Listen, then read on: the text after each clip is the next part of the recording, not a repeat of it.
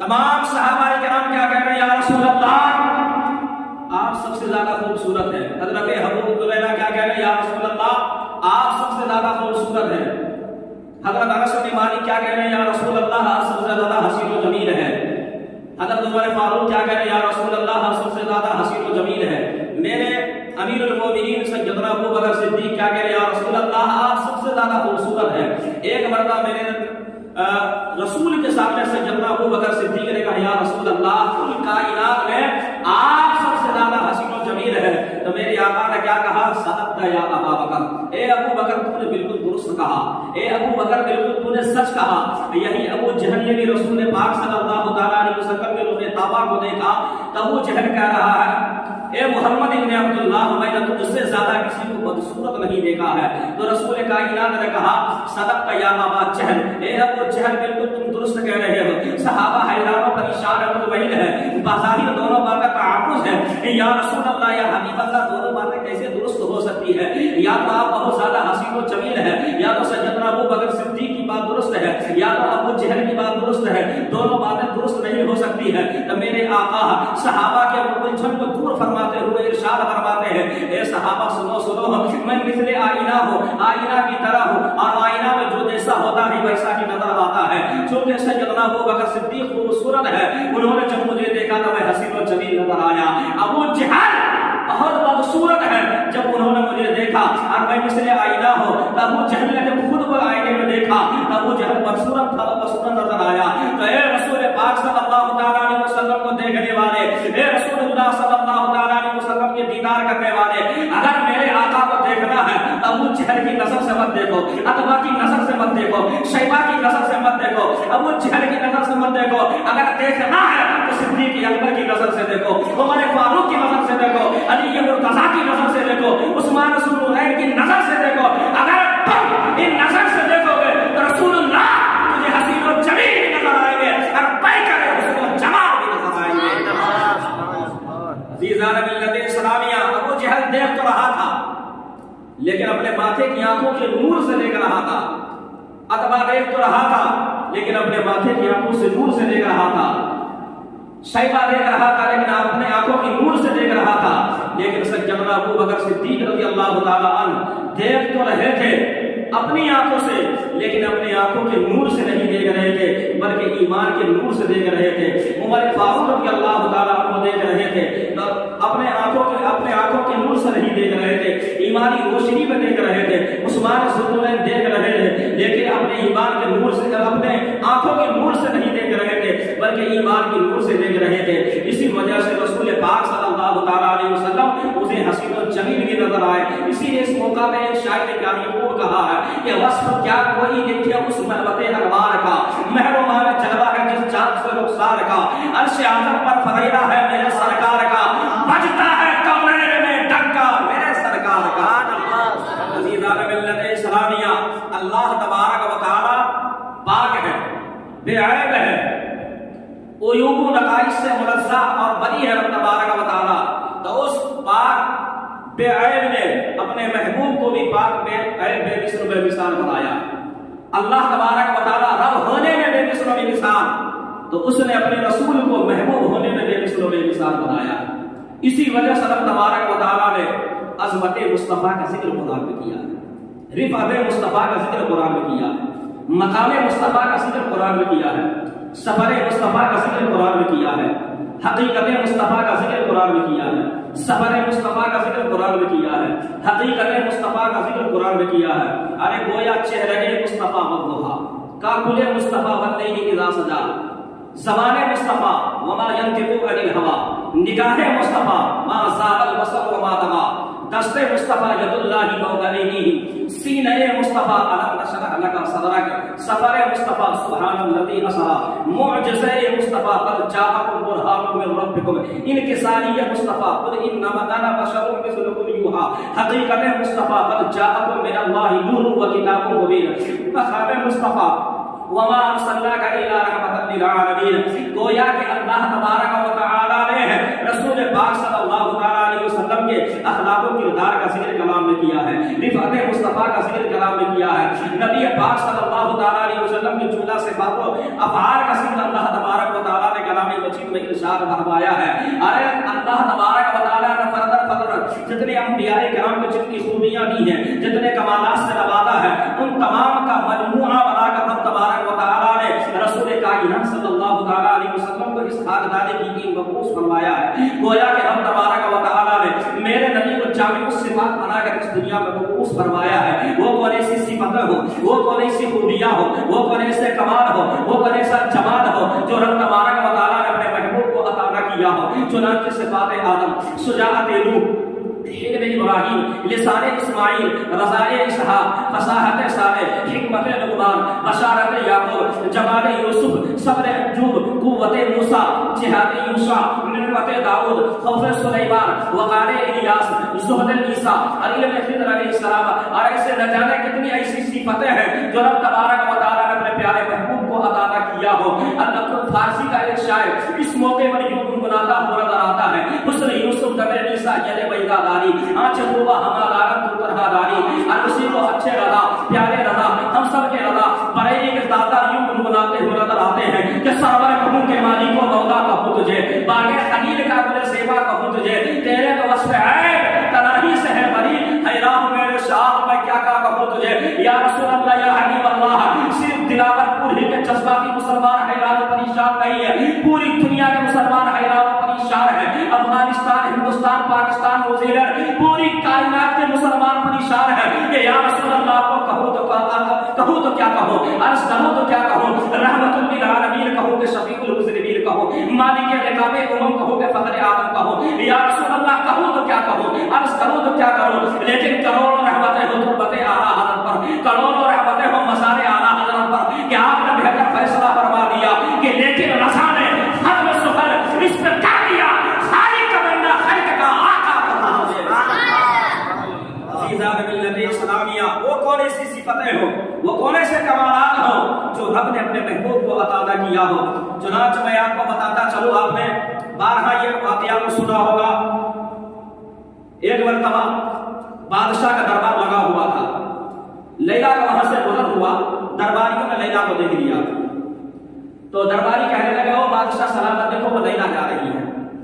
کہ کون لیلا کہ یہ وہی لیلا ہے جس کے پیچھے مجنون دیوانہ ہو چکا ہے اس کی محبت کا اسیر ہو چکا ہے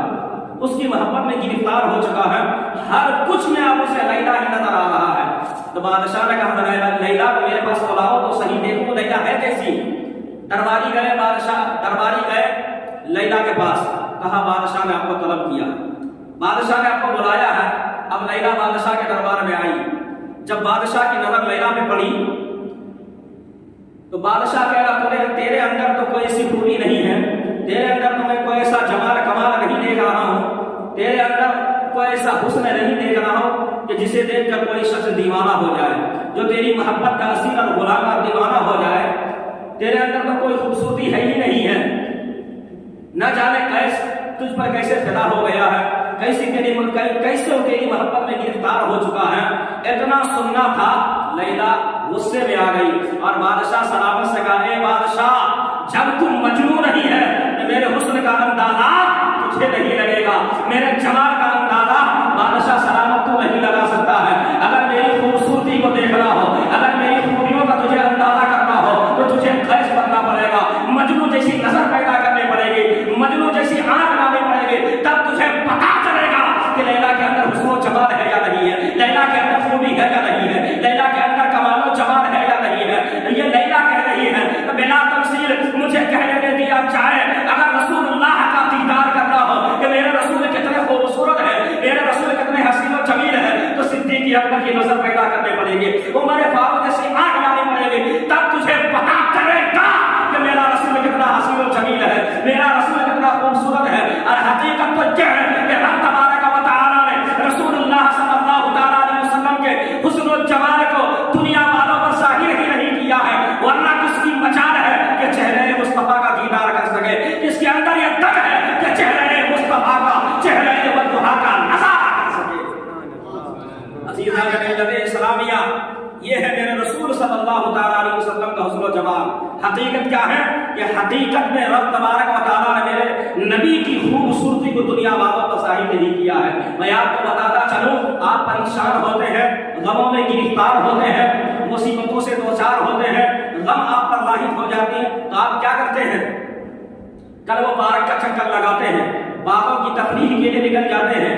پارکوں کی سیر کے لیے نکل جاتے ہیں، اور اہل سربت حضرات جنہیں رب تبارک و تعالیٰ نے دولتوں سے خزانے سے نوازا ہے، وہ پیرس کا سفر کرتے ہیں تاکہ سکون مل جائے، امریکہ کا سفر کرتے ہیں تاکہ راحت مل جائے، انڈونیشیا کا سفر کرتے ہیں تاکہ اسے سکون مل جائے، نینی تال جاتے ہیں تاکہ اسے چین مل جائے، لیکن اسے سکون نہیں ملتا، انہیں راحت میسر نہیں آتی ہے، انہیں سکون نہیں ملتا ہے۔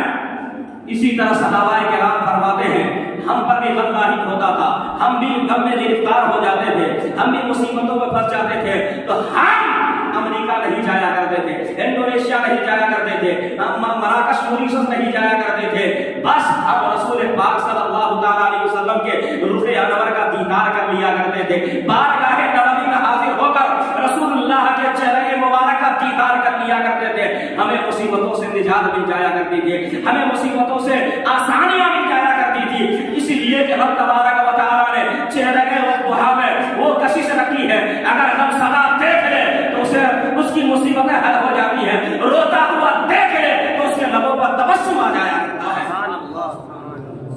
یہ ہے میرے نبی سرکار مدینہ صلی اللہ تعالیٰ علیہ وسلم کا حسن و جمال، جو میرے رسول صلی اللہ تعالیٰ علیہ وسلم سے زیادہ حسین و جمیل رب تبارک و تعالیٰ نے کسی کو پیدا ہی نہیں کیا ہے۔ تو میرے رسول صلی اللہ تعالیٰ علیہ وسلم سے محبت کیسی کرنی چاہیے، وہ ہمیں صحابہ نے درس دیا ہے، وہ ہمیں بزرگان دین نے طور طریقہ سکھایا ہے، ہمارے سلف اور خلف نے بتایا ہے کہ میرے رسول سے عشق کیسا ہونا چاہیے۔ انصار مدینہ کی ایک عورت ہے، اور رسول پاک صلی اللہ علیہ وسلم کی ایک حدیث مبارکہ ہے، لا يؤمن احدكم حتى اكون احب اليه من والده وولده والناس اجمعين۔ تم میں کا کوئی آدمی اس وقت تک مسلمان نہیں ہو سکتا جب تک کہ کل کائنات سے زیادہ رسول سے محبت نہ کرنے لگ جائے۔ اس آیت مقدسہ کی وہ عورت مکمل تفسیر تھی، مکمل تفسیر تھی۔ جنگ احد میں اس عورت کا بھائی بھی شریک، اس کا شوہر بھی شریک، اس کا باپ بھی شریک۔ اب جنگ کے حالات کو معلوم کرنے کے لیے وہ عورت جاتی ہے، تو راستے میں ایک آدمی سے ملاقات ہو جاتی ہے۔ ایک آدمی سے جب ان کی ملاقات ہو گئی تو وہ عورت پوچھتی ہے کہ رسول اللہ صلی اللہ علیہ وسلم کا حال کیا ہے؟ وہ آدمی کہتا ہے کہ ضعیفہ، تیرے باپ کا انتقال ہو گیا، تیرا باپ شہید ہو چکا ہے۔ وہ عورت کہتی ہے میں اپنے باپ کے بارے میں تجھ سے سوال نہیں کرتی، یہ بتا رسول پاک صلی اللہ علیہ وسلم کا حال کیا ہے؟ وہ آدمی کہہ رہا ہے تیرے بھائی کا انتقال ہو گیا، وہ بھی شہید ہو چکے ہیں۔ وہ عورت جھنجھلا کر کہتی ہے، غصے میں آ کر کہتی ہے، عالم وقت میں آ جاتی ہے اور کہتی ہے میں اپنے بھائی کے بارے میں سوال نہیں کرتی، یہ بتا میرے رسول کا حال کیا ہے؟ وہ کہتی ہے میرے شوہر کا بھی انتقال ہو گیا ہے۔ وہ عورت کہتی ہے میں اپنے شوہر کے بارے میں تجھ سے نہیں پوچھ رہی،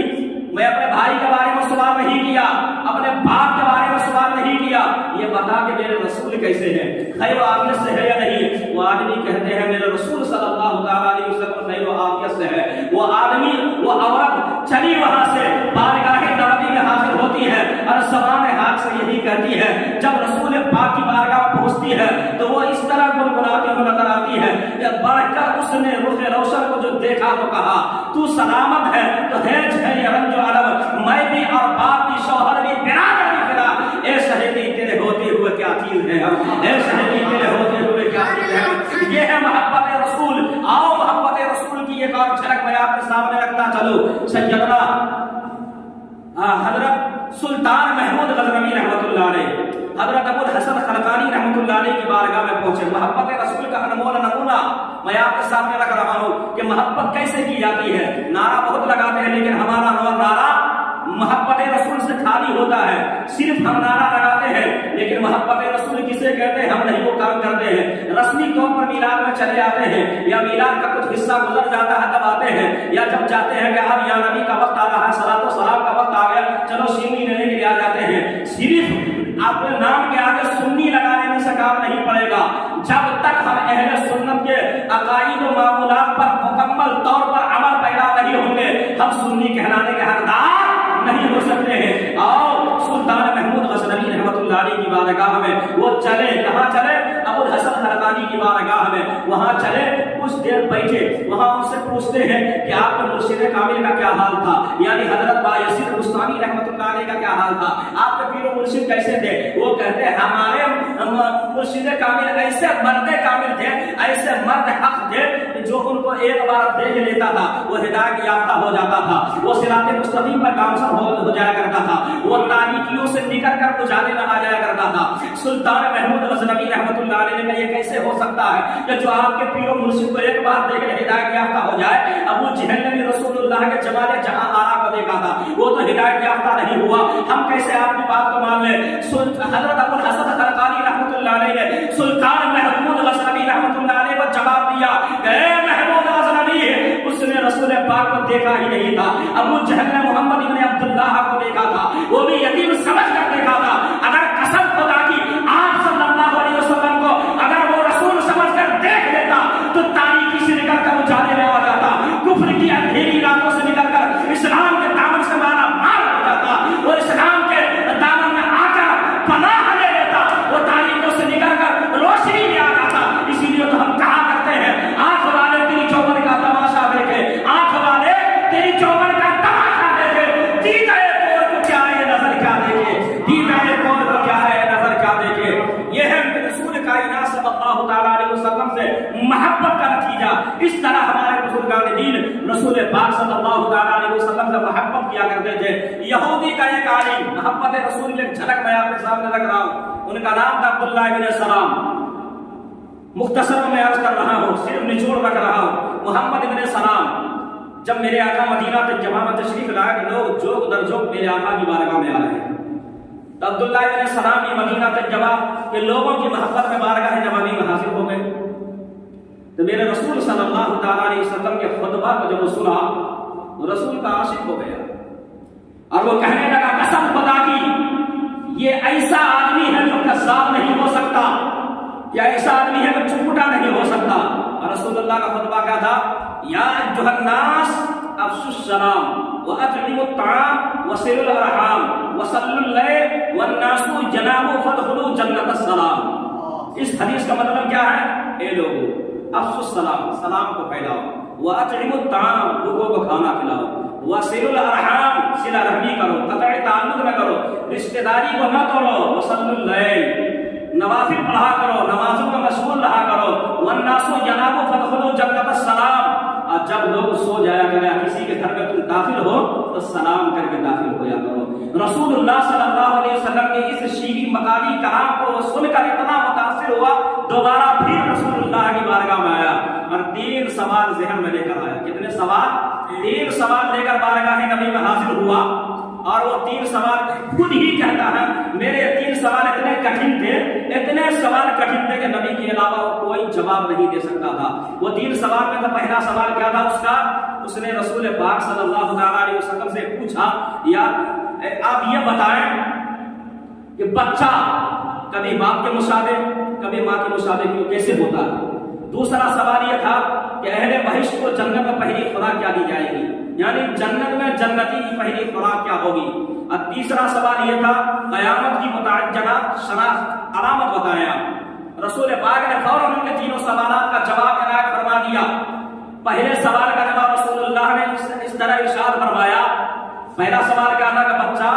کبھی ماں کے مشابہ کبھی باپ کے مشابہ کیسے ہوتا ہے؟ تو میرے آقا نے فرمایا لطفہ منی کے اثر کی وجہ سے ہوتا ہے، جس کا منی غالب ہوتا ہے بچہ اسی کے مشابہ ہوتا ہے۔ دوسرا سوال قیامت کی متعینہ علامت کیا ہے؟ میرا رسول صلی اللہ علیہ وسلم نے اس کا جواب، دوسرا سوال یہ تھا کہ جنت میں جنتی کو پہلی خوراک کیا ہوگی؟ میرے رسول نے فرمایا اس مچھلی کا جگر جس پر یہ ضمیر قائم ہے، یعنی جنتی کو جنت میں سب سے پہلے مچھلی کی خوراک دی جائے گی۔ اور تیسرا سوال قیامت کی متعینہ علامت کیا ہے؟ میرے رسول نے اس کو بھی بتا دیا کہ حشر کی ابتدا ایسے ہوگی کہ مشرق سے ایک آگ نمودار ہوگی، جیسے چرواہے جانوروں کو ہانکتے ہیں اسی طرح وہ آگ لوگوں کو ہانکتے ہوئے لے کر جائے گی. یہ ہے قیامت کی متعین علامت. قسم خدا کی عبداللہ ابن سلام جو رسول پاک صلی اللہ تعالیٰ علیہ وسلم کے تینوں جوابات کو سن لیا, وہی کلمہ پڑھا, مسلم و اسلام ہو گیا. اب وہی عبداللہ ابن سلام کہتا ہے یا رسول اللہ صلی اللہ تعالیٰ علیہ وسلم, یہودی قوم میرے علم دانش کو سمجھتی ہے, میری ریاست و سیادت کو تسلیم کرتی ہے. ایسا ہم یہودی قوم کو اپنے پاس بلا کر میرے تعلق سے سوال کر لے, پوچھ لے. رسول کائنات صلی اللہ تعالیٰ علیہ وسلم نے یہودی قوم کو اپنے پاس بلایا, اللہ کے عذاب سے انہیں ڈرایا اور ان سے کہا کہ یہ لوگوں معبود برحق صرف اللہ تبارک و تعالیٰ ہے, خدا وحدہ لا شریک جو یکتا ہے, صمد ہے, بے نیاز ہے, اس کے علاوہ کوئی معبود برحق نہیں ہے. میں رسول پاک ہے, اللہ تبارک و تعالیٰ کا رسول برحق و سچا نبی ہو, مجھ پر میرے دست حق پر کلمہ پڑھ کر مسلم و اسلام ہو جاؤ. وہ یہودی کہنے لگے میں نہیں جانتا ہوں کہ آپ رسول برحق ہے یا نہیں ہے. پھر رسول کائنات نے ان لوگوں سے کہا تم عبداللہ ابن سلام کے بارے میں کیا کہتے ہو؟ وہ کہتے ہیں یہودی سارے کے سارے کہنے لگے وہ ہمارا مقتدا ہے, وہ ہمارا پیشوا ہے, وہ ہمارا لیڈر ہے, وہ ہماری قوم میں سب سے زیادہ دانشمند ہے, وہ ہماری قوم میں سب سے زیادہ عقلمند ہے, ہم ان کی ریاست و سیادت کو تسلیم کرتے ہیں. اب رسول پاک صلی اللہ تعالیٰ علیہ وسلم یہودی قوم سے سوال کرتے ہیں یہ بتاؤ کہ محمد ابن عبداللہ سلام لے آئے تو ان کے بارے میں تیرا کیا خیال ہے؟ یہ لوگ کہنے لگے اگر وہ اسلام لے آئے تو اللہ اس کو اس دین میں سلامت رکھے, لیکن ہم مذہب اسلام کو قبول کرنے والے نہیں ہیں. حضرات واقعہ کا نچوڑ یہ نکلا کہ اللہ ہدایت کی دولت ہر ایک کو نصیب نہیں ہوتی ہے, ہدایت کا نور ہر ایک کو نہیں ملتا ہے. جس کے مقدر میں, جس کے نصیب میں